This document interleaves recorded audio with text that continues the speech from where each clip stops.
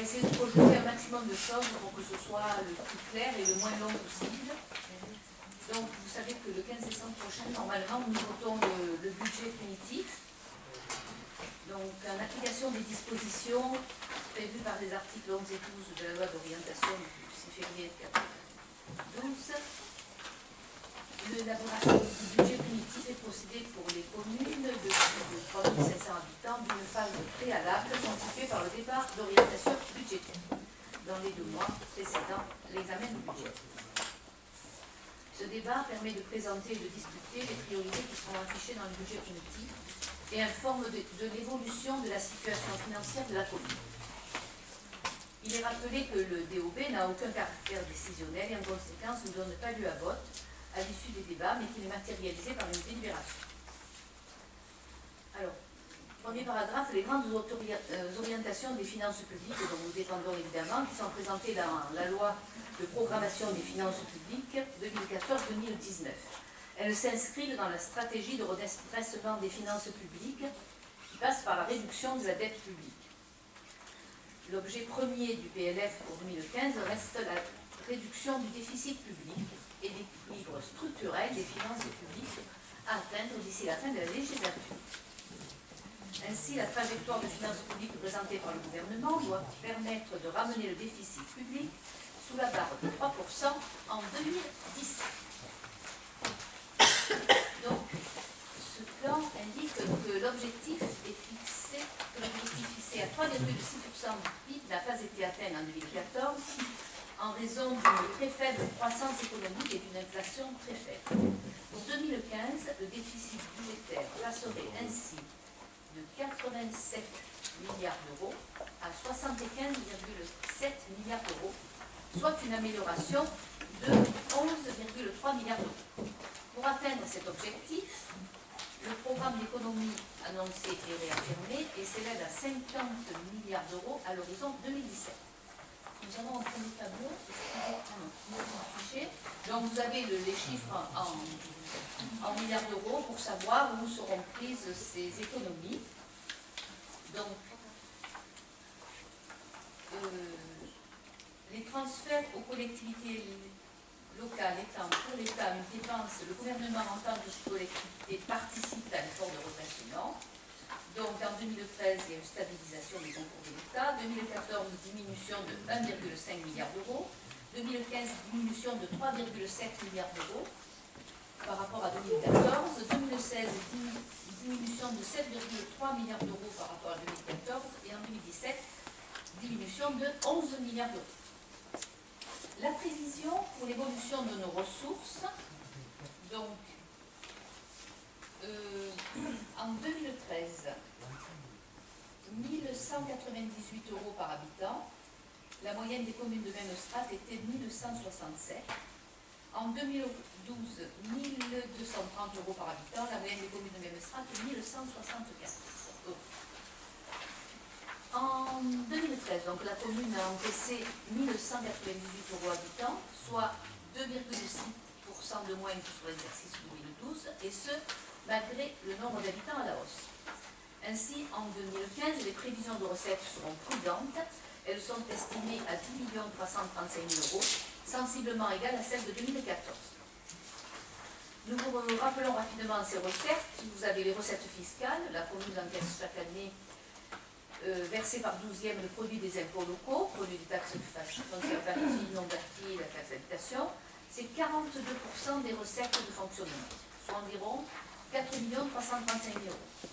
Les dotations de la CPA, qui s'appelle la dotation de compensation plus celle de solidarité, qui représente aujourd'hui environ 15% des recettes réelles de fonctionnement, soit environ 1 990 000 euros. La dotation globale de fonctionnement, qui représente 11,8% des recettes réelles de fonctionnement, elle est en baisse pour la 3e année consécutive. Et les financements des services offerts grâce au cofinancement de la caisse d'allocation familiale, 9%. Et enfin, les produits issus de la tarification des différents services municipaux, crèches, cantines scolaires, centres aérés, écoles de musique, environ 995 000 euros, 9,6% de cette partie du budget. Le produit des contributions, alors, on vous parle du produit des contributions directes. Vous le voyez vous voulez qu'on le lise complètement. Le produit des contributions directes, en 2014, 448 € par habitant, alors qu'elles étaient de 457 € en 2013. Il s'agit ici de la prévision d'augmentation des bases fiscales dont l'assiette sera communiquée par les services fiscaux au mois de mars 2015. Le produit de la fiscalité sera ainsi établi sur une base prévisionnelle. L'ajustement sera intégré dans le cadre d'une décision modificative avant la fin du premier semestre 2015, étant donné que là, nous sommes dans du prévisionnel. Le produit de la fiscalité à FUVO évolue uniquement grâce à la réévaluation annuelle des bases fixées par le gouvernement dans la loi de finances. C'est 0,9% prévu cette année.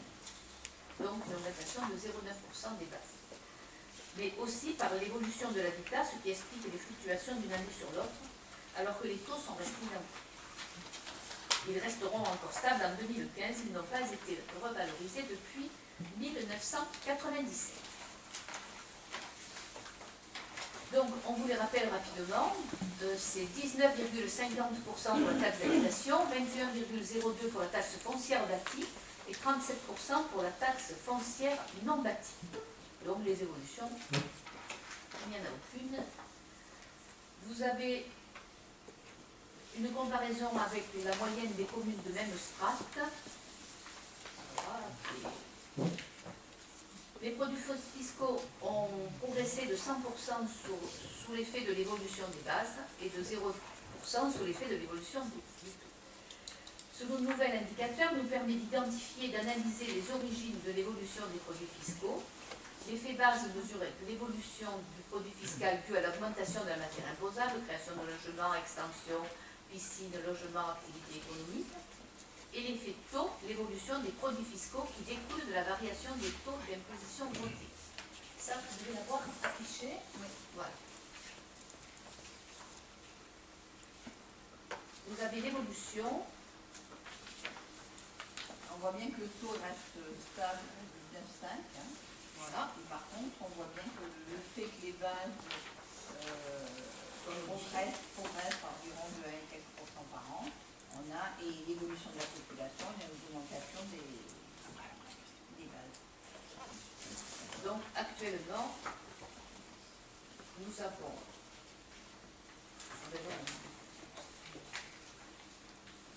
c'est celui-là aussi.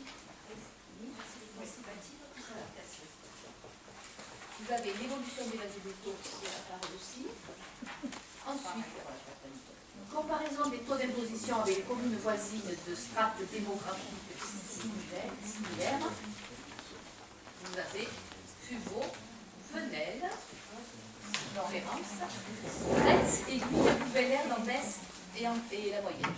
Si vous voulez qu'on commente, on voit bien que FUVO était un petit peu au-dessus de la moyenne dans les années 2000, se stabilise et devient tout à fait dans des taux communs aux années 2013-2014 par rapport aux autres communes.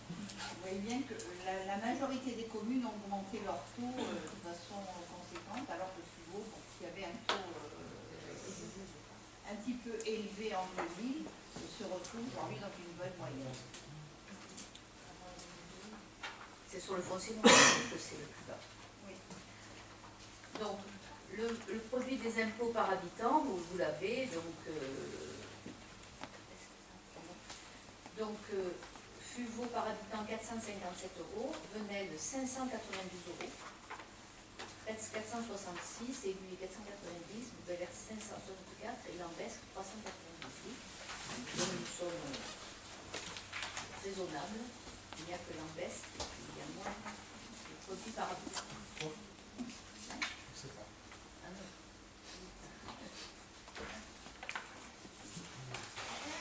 Vous avez ensuite deux tableaux donnant l'évolution du taux foncier bâti et du taux de la taxe d'habitation. Et vous voyez que les communes les ont énormément modifiés, alors que le FUVO est resté stable dans toutes ces...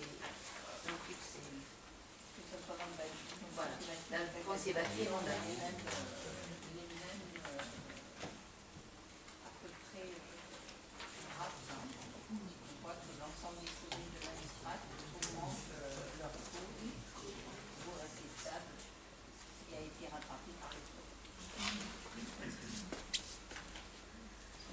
passons à la DGF, dotation globale de fonctionnement, c'est la dotation de l'État. Et c'est sur cette dotation qu'est prélevée depuis 2014 la contribution au titre du redressement des comptes publics. Cette contribution est déduite du montant de la dotation normalement octroyée. La loi de finances prévoit la baisse de 3,67 milliards d'euros des dotations aux collectivités et propose de répartir cette diminution au prorata de la part de chaque catégorie de collectivités dans les recettes locales. Donc pour 2015, bloc communal 2071 millions d'euros, département 1148 millions d'euros en moyenne évidemment, et région 451 millions d'euros. Voilà. Vous avez tous les montants. Vous voyez les pertes de recettes pour suivre. Alors donc, voilà, au sein du bloc communal, l'effort est réparti entre chaque commune et chaque PCI à fiscalité propre, 70% pour les communes, soit pour 2015 moins 1450 millions d'euros, et 30% pour les EPCI, soit 621 millions d'euros. Voilà. Comme en 2014, les contributions individuelles sont calculées en fonction des recettes réelles de fonctionnement de chaque commune. En 2014, le montant de FUVO prélevé sur la DGF s'est élevé à 85 025 euros. En 2015, nous estimons, parce que nous ne l'avons pas encore reçu, qu'au titre de la DGF, la contribution aux finances publiques sera de 115 000 euros. Donc vous avez évolution de la DGF perçue par habitant.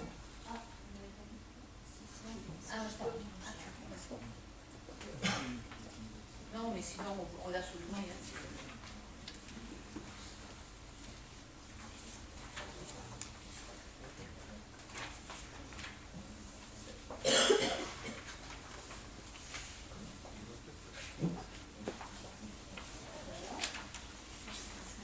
Alors on en est au reversement de la communauté d'agglomération. Donc l'attribution de compensation est versée par la CPA à la communauté d'agglomération à chacun de ses communes membres.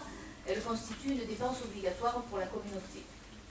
La dotation de solidarité, qui est autre chose, qui est un reversement facultatif de l'EPCI vers ses communes membres, dont le montant est à répartir et les critères d'attribution sont fixés librement par le conseil communautaire.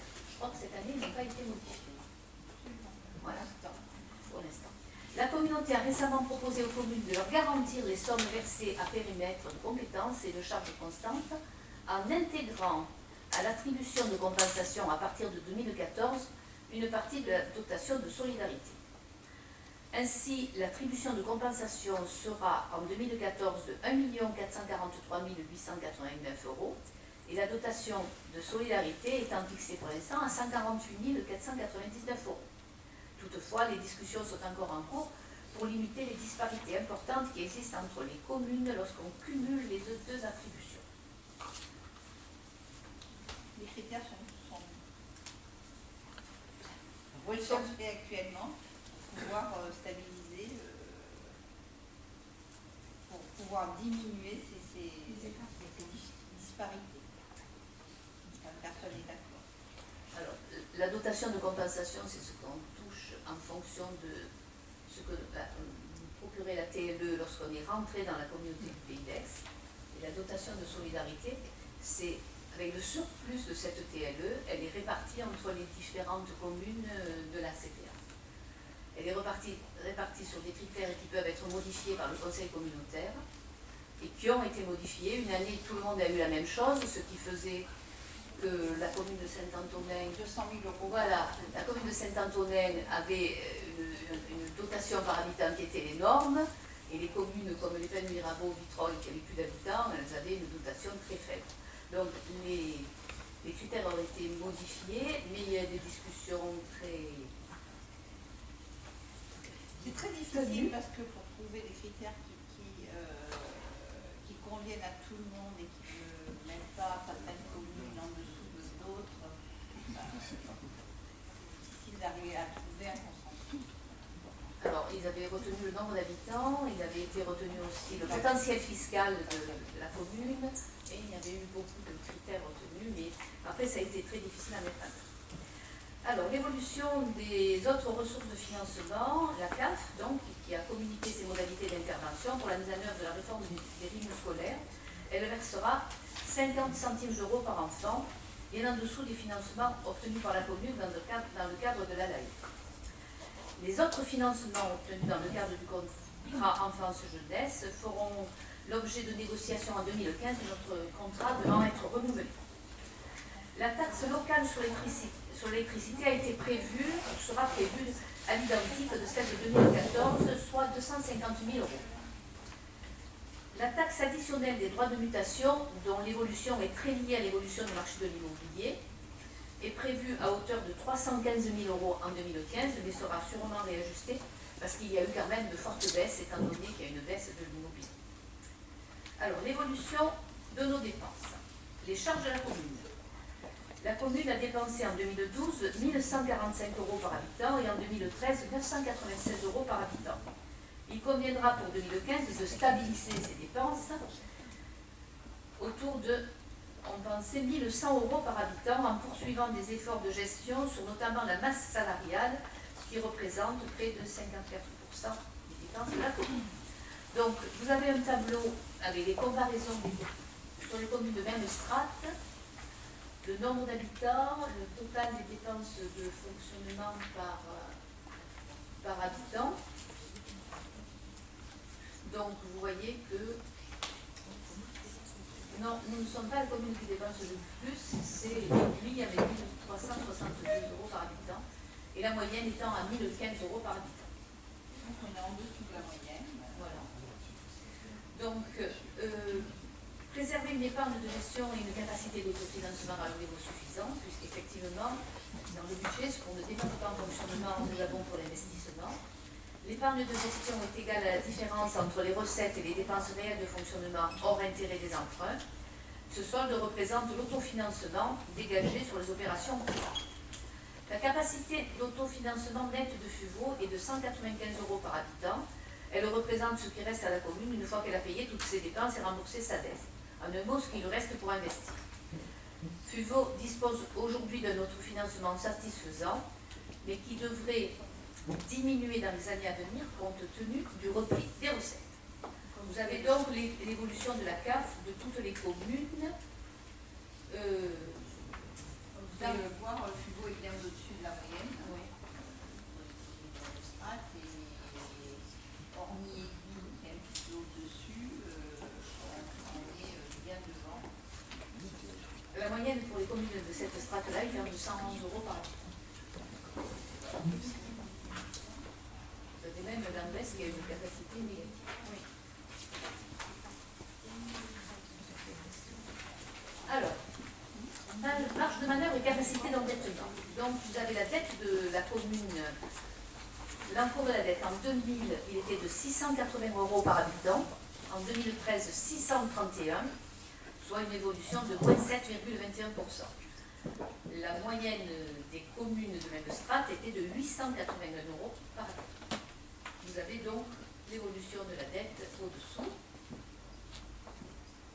Et l'encours de la dette des communes de même strate, vous voyez que c'est très variable. Donc nous sommes à 131 euros, ça va de 144 euros à 1348 euros. 144 euros, on a vu que l'Ambès avait un autofinancement qui était négatif, automatiquement ils sont sûrs qu'ils ne peuvent pas investir, donc ils n'empruntent pas. Ils n'ont pas les capacités d'emprunter. Alors, l'annuité de la dette, en 2000, elle était de 129 euros par habitant. En 2013, elle est de 58 euros par habitant, soit une évolution de 48%. La moyenne des communes de même strate, 112 euros par habitant. Et vous avez l'évolution de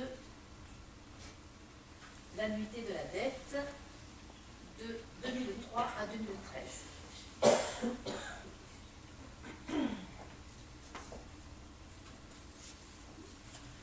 Alors, le stock de dette par habitant rappelé en cours de la dette est aujourd'hui inférieur à la moyenne des communes du même strate et permet à la commune de poursuivre son programme d'investissement sans trop peser sur les générations futures. Donc, la dynamique des investissements, les dépenses d'équipement à l'intérieur, sont des dépenses pour les travaux, les réalisations de voiries, d'aménagement de places, trottoirs, travaux sur les bâtiments, acquisition foncière, etc. Alors, les dépenses d'équipement par habitant, vous les voyez aussi. Donc, vous voyez bien que voilà, les moyennes de communes strates sont bien plus basses que ce que tu vois actuellement. alors, vous voyez que les dépenses d'équipement sont passées de 161 € en 2001 à 492 € en 2013. Voilà. Ça, c'est pour l'état financier de la commune. Donc, nous passons à la deuxième partie, qui est les grands axes de l'action communale en 2015.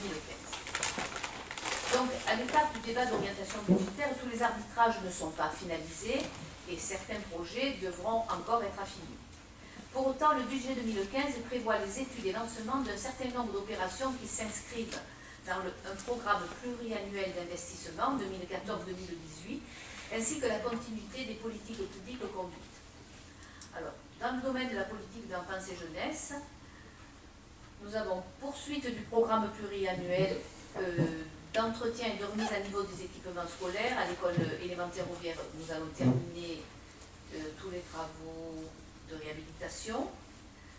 Il a fait l'objet donc d'une isolation extérieure, d'amélioration des performances énergétiques, et cela a permis à donner un aspect plus moderne à cet équipement public. Ensuite, nous avons changé le mode de chauffage qui était tout électrique. Nous avons mis l'établissement aux normes PMR. Nous avons refait les faux plafonds, les sols, les peintures, les blocs sanitaires et la cour de récréation. Cette école disposera à l'issue des travaux d'une capacité de 10 classes, dont 8 sont occupées aujourd'hui.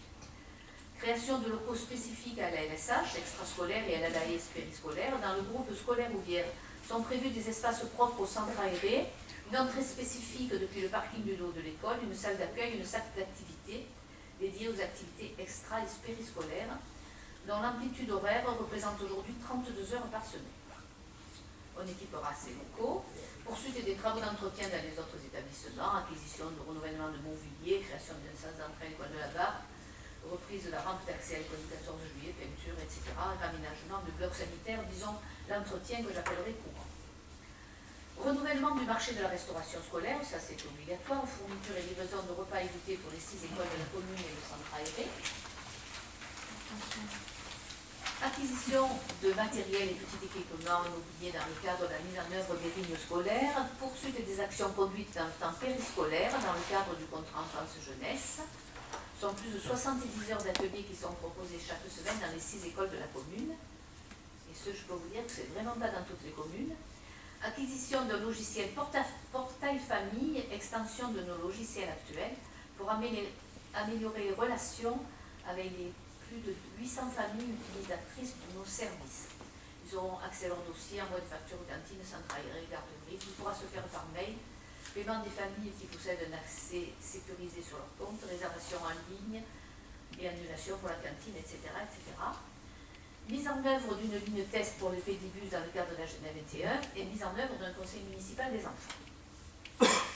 Dans le cadre du développement durable, tout n'a pas été entièrement listé, mais enfin, on essaie de vous donner les choses les plus.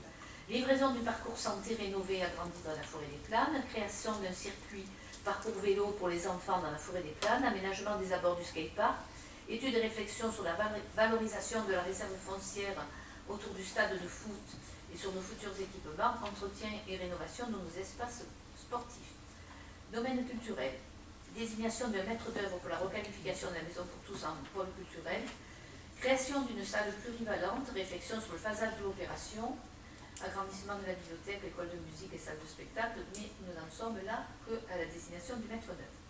Projet de rénovation et entretien de la salle de la garderie, poursuite de la saison culturelle, pilotage et coordination du carnaval municipal en liaison avec les acteurs locaux. Environnement et cadre de vie, prolongation de la mission de l'économe de flux, destinée à optimiser les consommations d'énergie des bâtiments communaux, travaux d'isolation et de toiture des bâtiments de la mairie, poursuite du programme de remplacement par lumière à LED de l'éclairage public dans certains quartiers de la commune, lotissement Saint-François, une partie du hameau de la Barque et fin des vieux quartiers. Études et réflexions sur la mise en œuvre de jardins partagés sur un terrain communal, ça avance bien. Poursuite du programme d'enfouissement des points d'apport volontaires en partenariat avec la CPA, sont notamment prévus les PAV du quartier du Jade de Bassa, parking Arthur Rimbaud, réflexion sur la possibilité d'enquérir en cœur de ville des conteneurs à ordures ménagères pour éviter les dépôts sauvages des week-ends. Poursuite et extension du programme pluriannuel de débroussaillement des abords des voies et équipements communaux, mise en œuvre d'un chantier forestier d'insertion dans la forêt communale pour entretenir parcours santé et sécurité, expertise des platanes, nouvelle et dernière tranche, plan de désherbage avec pour objectif de passer à 0 pesticides, lancement de l'opération fouille préconisée par l'État suite au diagnostic de la Chapelle-Saint-Michel, et achat dans le cadre du schéma préfectoral de rénovation touristique des panneaux de signalisation sur l'autoroute indiquant le village de Fille. Dans le domaine social, désignation de maître d'œuvre et études en vue de la création d'une salle plurivalente, plus particulièrement dédiée à l'accueil du service d'action sociale municipale des personnes âgées, des associations et manifestations familiales, sur un terrain communal situé à avenue Célestin Barthélemy, et lancement du diagnostic sur la précarité énergétique. Dans le domaine de l'aménagement urbain de la commune et de la mise en sécurité, plusieurs projets vont voir le jour. Remplacement des feux du carrefour de la Barque, renforcement du pont du Jade de Bassas, mise en œuvre d'un contrôle mécanique de nos poteaux d'éclairage public et mise aux normes de ceux qui sont défectueux, achat d'un radar pédagogique. Dans le domaine de l'aménagement urbain, désignation de maître d'œuvre et étude et lancement de travaux pour la création d'un parking souterrain au lieu du jeu de boules. Désignation de maître d'œuvre et étude pour la requalification de l'avenue Célestin Barthélemy et du boulevard Émile Loubet du cours Victor Lévy. Démarrage de l'opération de l'entrée de ville côté de Coden, deuxième tranche de la réflexion des rues côté sud dans le village, programme de réflexion des chemins communaux et aménagement piétons, livraison des aménagements et parkings autour de l'école Rimbaud.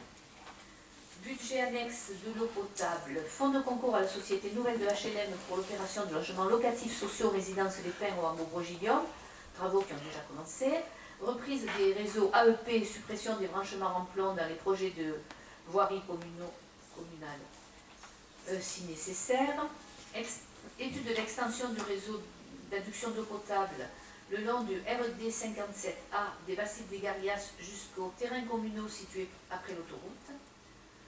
Et sur le budget annexe de l'assainissement, plusieurs opérations sont en cours de réalisation. Dans les projets de voirie communaux, première phase de la suppression du collecteur d'eau usée dans le Grand Bala, étude de l'assainissement dans le quartier entre l'impasse des Vertus et le RD 96.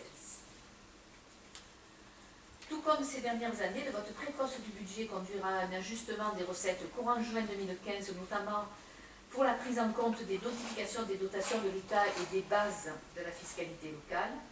Alors que la maîtrise de gestion a permis à la ville de Fuveau de préserver son autofinancement jusqu'à présent, de nombreux facteurs de risque se présentent et peuvent demain se traduire par une augmentation de nos charges et diminution de nos recettes. C'est donc par la seule qualité de gestion interne à travers l'optimisation de nos recettes et la recherche permanente d'économies de gestion que nous parviendrons à développer notre capacité d'investissement. Le nécessaire recours à l'emprunt pour financer la mise à niveau et le développement des infrastructures communales sera optimisé autant que possible par le suivi de la programmation des investissements et l'utilisation de tous les leviers de financement possibles, en particulier les demandes de subventions. Le budget 2015 sera présenté au Conseil municipal du 15 décembre. Y a-t-il des questions ?